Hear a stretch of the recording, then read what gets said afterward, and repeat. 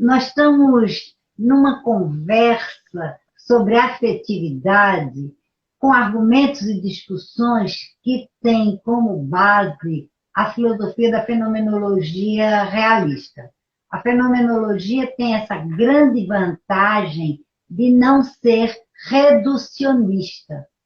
Qualquer fato a ser entendido é analisado em toda a sua abrangência. E esse é um ponto que na afetividade se fazia necessário. Durante séculos, a filosofia negligenciou a afetividade. O próprio Aristóteles, na Ética Nicômaco, fala em felicidade, não fala em afetividade, mas como ter felicidade sem ter afetividade? Há uma contradição em sua exposição sobre a prática das virtudes, levando à felicidade sem propriamente defini-la, só situando que a felicidade não está no prazer próprio, mas no bem comum. Então, há outras linhas que caíram no que se chama hoje o sentimentalismo ou apenas a subjetividade do desejo. Provavelmente eu fico repetitiva em cada encontro, porque é necessário fazer essa contextualização. Então, o que nós tínhamos era uma filosofia preocupada com a razão e com a inquietação do ser humano, quem eu sou, para que o ser humano está aqui, e de outro lado a psicologia cada vez mais se considerando a dona absoluta do que é a afetividade. A afetividade não é um conceito unívoco. Há gamas, há elementos até contraditórios. É interessante se retomar a postura original de Tomás de Aquino ao trazer a afetividade para um nível e uma qualidade, para um degrau superior, juntamente com o intelecto. Esse é um ponto de grande contribuição, além de muitos outros, evidentemente, que até hoje permanecem. Grandes autores se debruçaram sobre a afetividade a partir dessa premissa da filosofia de Tomás de Aquino. Mas, de uma certa forma, superficial. Somente no fim do século XIX, e quase concomitante com Freud, que é aquela outra linha de um desejo, de uma afetividade que responde a uma necessidade, a uma satisfação subjetiva, vem a fenomenologia realista. Primeiro com Max Scheler, depois outros, principalmente Brentano, que vai lá na fonte, em Tomás de Aquino, e, por fim, o Hildebrand, que se equipara a todos esses, o próprio Edmund Husserl, que foi professor, dizia que ele era um filósofo original do maior porte. Há um texto sobre o Hildebrand, que foi publicado naquela revista europeia, tem até uma versão em Portugal chamada Aletheia, sobre o que os grandes filósofos da época pensavam sobre Hildebrand. Então é interessante notar como Hildebrand, que era um sujeito ligado às artes e à política, principalmente, toda a sua luta contra Hitler, todo o seu amor pela estética, liga a ideia da afetividade a uma objetividade. Então, essa é a primeira indicação para uma caminhada sobre qualidade. Porque se nós ficamos, no que ele usa essa palavra, na mediocridade, às vezes são palavras fortes demais, mas são verdadeiras, na mediocridade do sentimento e da emoção expressos apenas pelo corpo, claro que eles são expressos, mas eles superam e ultrapassam, nós não entenderemos o que é afetividade. Afetividade é uma resposta a valor. Essa é uma expressão original, criada por von Hildebrand, que não é uma resposta de valor. Uma resposta a valor é criada como expressão para ficar bem distante de resposta no sentido de reação. Nós, naturalmente, sempre lembramos resposta como algo que é produzido por um estímulo. E a resposta valor é superior a isso, porque parte do que se chama o núcleo livre do sujeito, que é o que ele dispõe em seu livro clássico, que se chama Ética. Nós já tivemos um semestre inteiro só para estudarmos esse livro. Foi riquíssimo, tinha um semestre de 2018, e sempre estamos retomando, porque quando ele escreveu livros sobre afetividade, principalmente dois, O Coração e A Natureza do Amor, ele remete a conceitos que estão na sua obra primeira, que é Ética. Então, a afetividade, relembrando o que eu falei desde o primeiro encontro, pressupõe que algo seja afetado. Alguém é afetado. E esse tipo de resposta a valor é sempre completa. É por isso que o próprio amor não é abstrato. Nessa perspectiva, a afetividade tem sempre um objeto. Não existe uma alegria ou uma raiva que sejam abstratas. É alegria devido a isso. É uma raiva por conta daquilo. Há sempre um complemento. Não há uma raiva em si própria, nem há uma alegria em si própria. Há necessidade de se buscar a objetividade sobre a qual a afetividade cai. E nisso ele trabalha a qualidade, que ele chama de profundidade de algumas respostas, valores de afetividade, em detrimento de outras.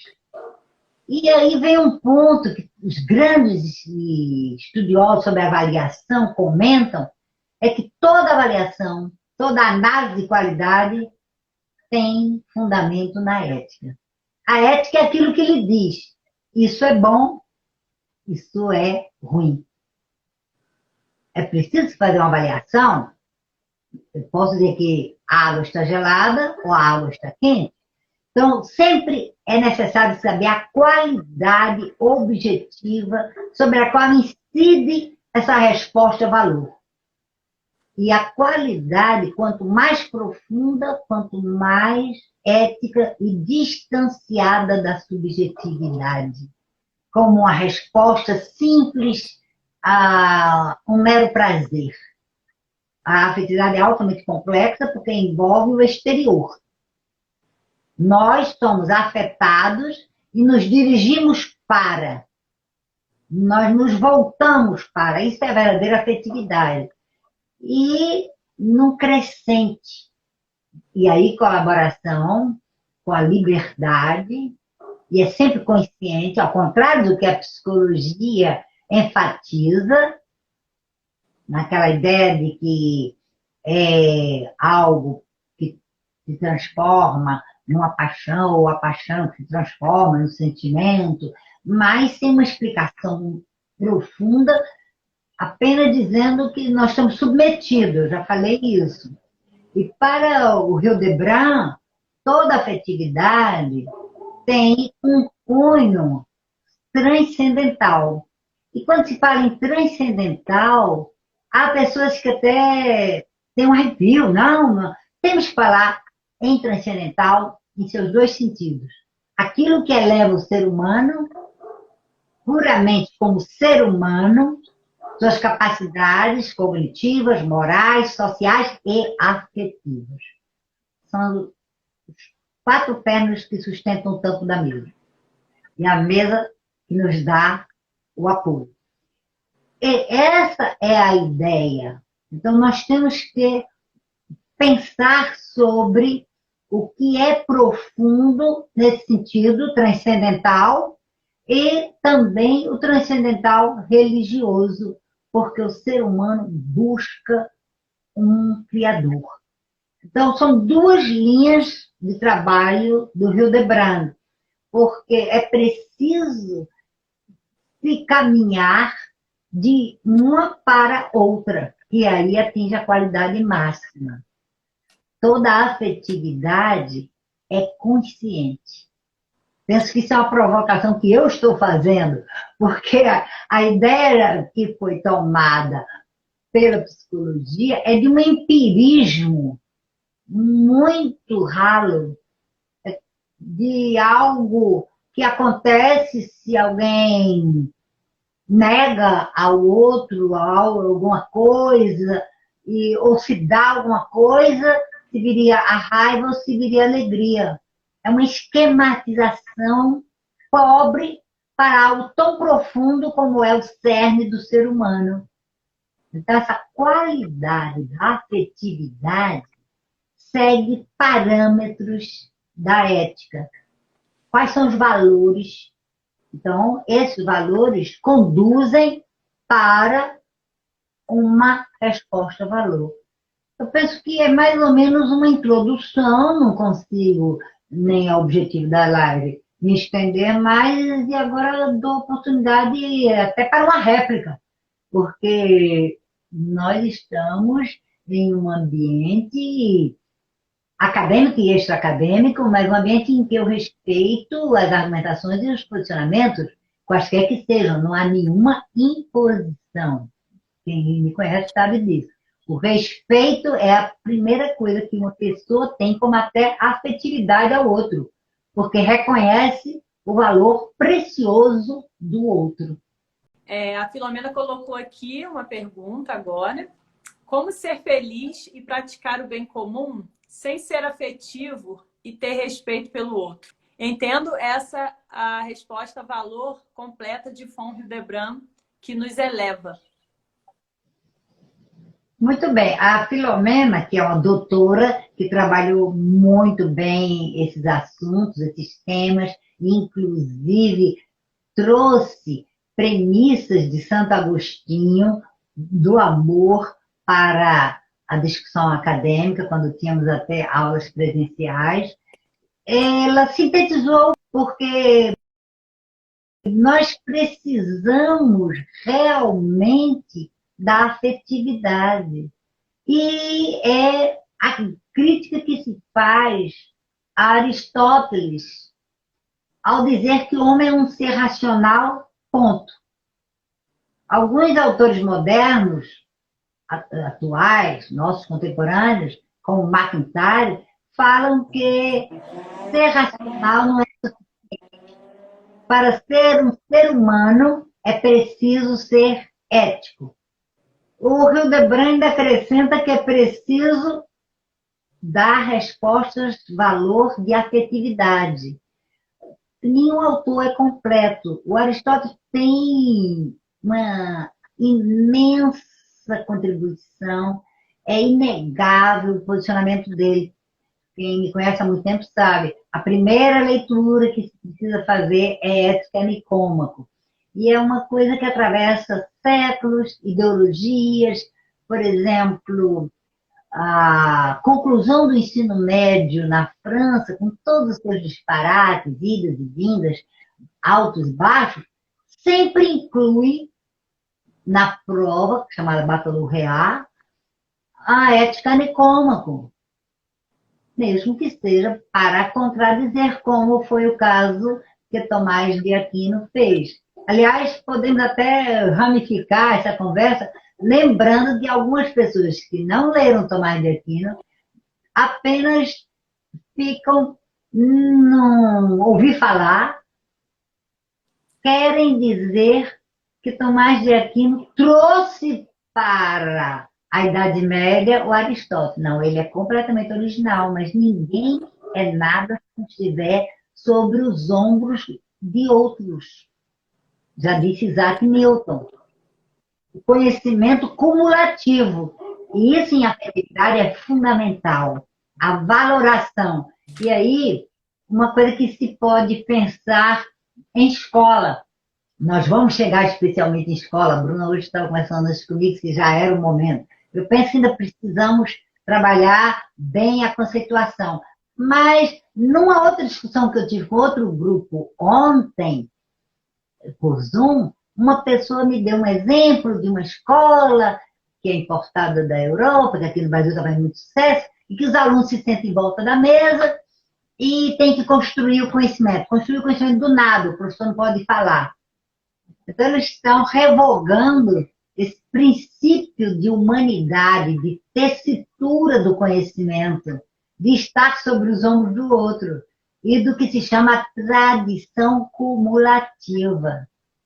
É impossível se saber física, matemática, filosofia, ou o que seja, sem olhar para a história da matemática, da filosofia, da psicologia. A história no sentido da progressão do conhecimento, do que vai sendo depurado, do que vai sendo cortado ou fortificado. Então, na afetividade, o que nós temos, eu falei no início, eu gosto muito de repetir, foi uma negligência da filosofia. Mesmo quando lemos Kant, que fala também em sentimento, a razão é absoluta. A intuição, como aquela generalidade que existe em todas as pessoas por serem racionais. Então, é preciso voltar para um foco, se queremos estudar a afetividade. Claro que temos que estudar todos os ângulos. Então, essa questão da afetividade começou a me atrair na medida em que eu comecei a trabalhar a estética também, e as virtudes, e vendo a limitação em Aristóteles para a prática escolar. E o Hildebrand traz elementos do dia a dia. Ele tem, por exemplo, um estudo sobre a ternura, fugindo dessa coisa melosa que se chama ternura no vocabulário comum. A profundidade disso, podemos fazer uma outra e desenvolver melhor isso. Mas é interessante, Filomena e todos os amigos aí, calcar bem a nossa vida em parâmetros de valores. E os parâmetros de valores indicarão a qualidade dessa resposta-valor que é a afetividade. Vejam bem, a maior resposta-valor é o amor. Amor não se confunde com afetividade, mas a afetividade está presente no amor. Está incluída. O amor contém, a afetividade é contida. A afetividade não é do mesmo tamanho, quando se analisa, do que o amor. O amor extravasa. É outro assunto, e foi um dos pontos que nós debatemos hoje no outro horário, que é o estudo da natureza do amor. E eu participo de um grupo toda quinta-feira à noite, que é exatamente ler cada capítulo, cada parágrafo, entender esse livro, A Natureza do Amor. Porque a palavra amor, assim como depois nós vamos falar coração. A palavra coração virou brincadeira, gesto que se faz com os dedos, e o sentido amplo, maior de todos, se perdeu. A senhora mencionou e me despertou a curiosidade essa questão que toda afetividade tem um cunho transcendental. Não ficou muito claro para mim exatamente como funciona. E se isso é algo, queria saber, é algo consciente? A gente precisa buscar por isso ou já é algo que faz parte, a transcendência já está na afetividade? A senhora pode falar um pouquinho mais sobre isso? Muito bem colocado, como sempre, Bruna. A afetividade é transcendental porque é consciente. A consciência do ser humano é o que há de mais íntimo e é o que há de mais organizador de todos os seus elementos. É o autoconhecimento, conhecimento das outras coisas, é saber que se conhece. Então, é pela consciência que se caminha para sair daquilo que eu falei que a psicologia faz, do meramente sensitivo, ele distingue muito bem a afetividade desse sensitivo.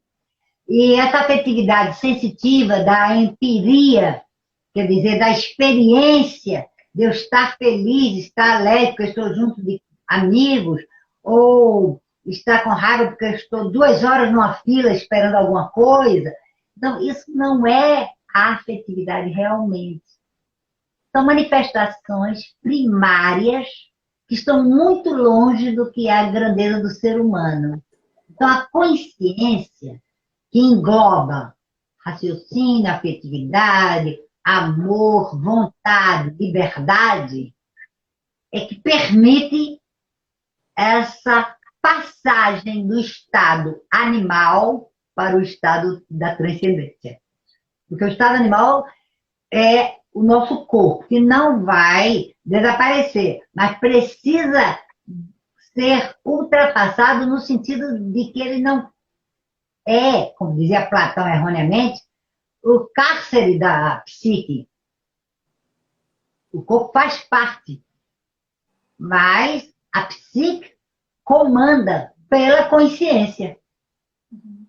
Por isso que se trabalha a consciência devagar, muito lentamente, desde a primeira infância. E observem quando uma criança de 3 anos diz eu, que até então ela nem sabia que era um eu.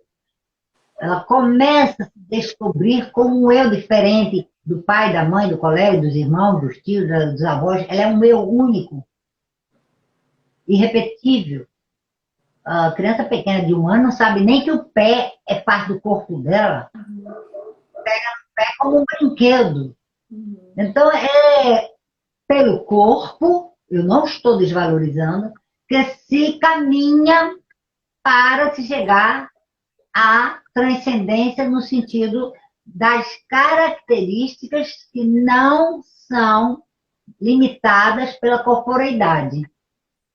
Isso é muito necessário hoje, eu já inclusive orientei tese sobre corporeidade, e vejo uma literatura errônea, uma ênfase que é destruidora. Eu participei de uma jornada científica como presidente de uma mesa de sessão, nós éramos 3 professores, e eram 8 trabalhos, fiquei quase o dia inteiro aí no Zoom, e uma pessoa fez um trabalho muito bom, mas só chamava os adolescentes, era sobre adolescentes, inclusive adolescentes infratores. Os corpos infratores, os corpos, isso. Quando acabou, eu falei, você reduziu pessoa a uma parte da pessoa. Seu trabalho está bem feito, seu esquema e estrutura de pesquisa, tudo isso só para pessoas em graduação, bem início, é iniciação científica. Mas você não pode chamar de corpo pessoas, sujeitos, adolescentes, há várias outras palavras, estudantes, ou mesmo infratores, o que você quiser.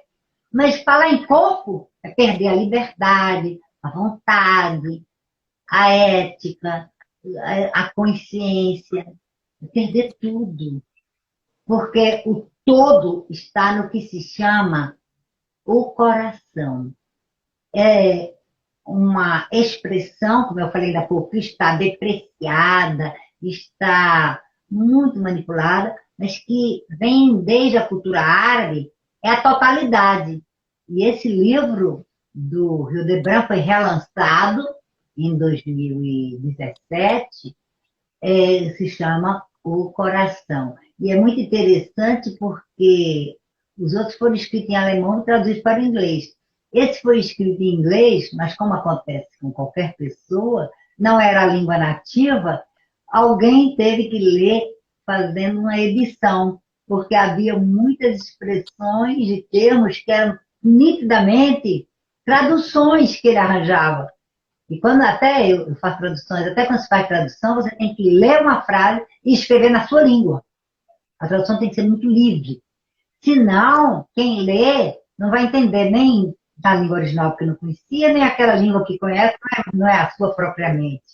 Então, o volume que eu tenho é muito curioso isso, porque esse aqui, The Heart, foi escrito em inglês e depois foi totalmente trabalhado pelo Henry Crosby, e o pai dele, o John Crosby. John Crosby é o nosso chefe, foi aluno do Hildebrand.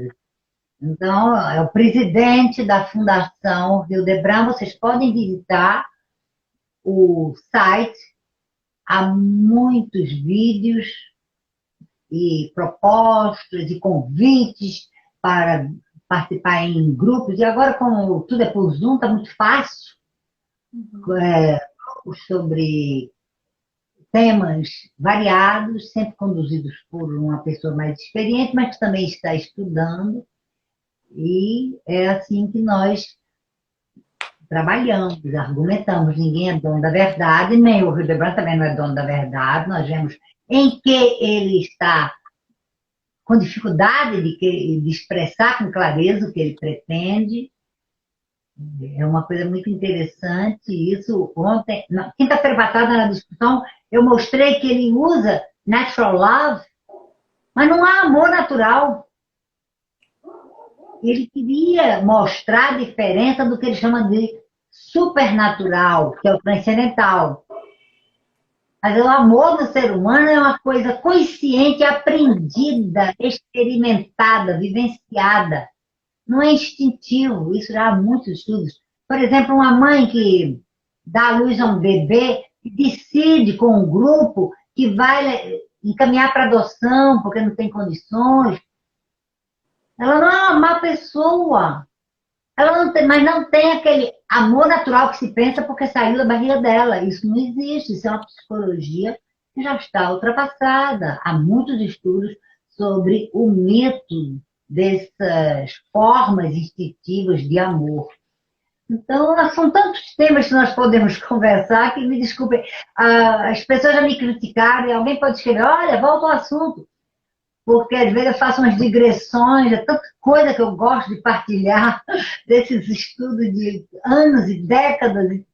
Apareceu aqui uma provocação da Alexandra. Que bom, Alexandra, que você ficou aqui com a gente. Ela botou aqui, ó, eu protestei. Ela escreveu uma provocação. Dar um filho para adoção poderia ser um ato de amor também. É um ato de amor e é exatamente esse ato de amor consciente.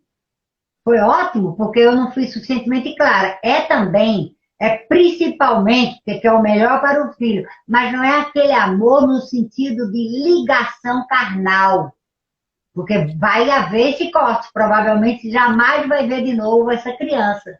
Então, o ato de amor é exatamente da mais alta qualidade, que foi ótimo falar isso, porque eu termino com essa palavra que eu comecei, da mais alta qualidade da afetividade. É uma resposta-valor para alguém. Então, é sempre para algo objetivável, que eu amo. O amor é sempre por alguém. Então, nesse sentido, a afetividade encontra sua transcendência, sua liberdade. Em vez daquela falsa forma de afetividade, eu vou ficar com esse filho, embora eu já tenha tantos, não tenha condição, qualquer coisa desse tipo. Mas eu não estou julgando quem também faz isso. Mas foi ótimo lembrar, porque eu não consigo, mesmo sendo taxativa, falando umas frases mais diretas e claras, ser totalmente como eu penso que estou sendo. Então, o ato de amor é consciente, livre, por isso a autonomia, cheio dessa afetividade, da verdade. essa liberdade do ser humano. Então, eu agradeço.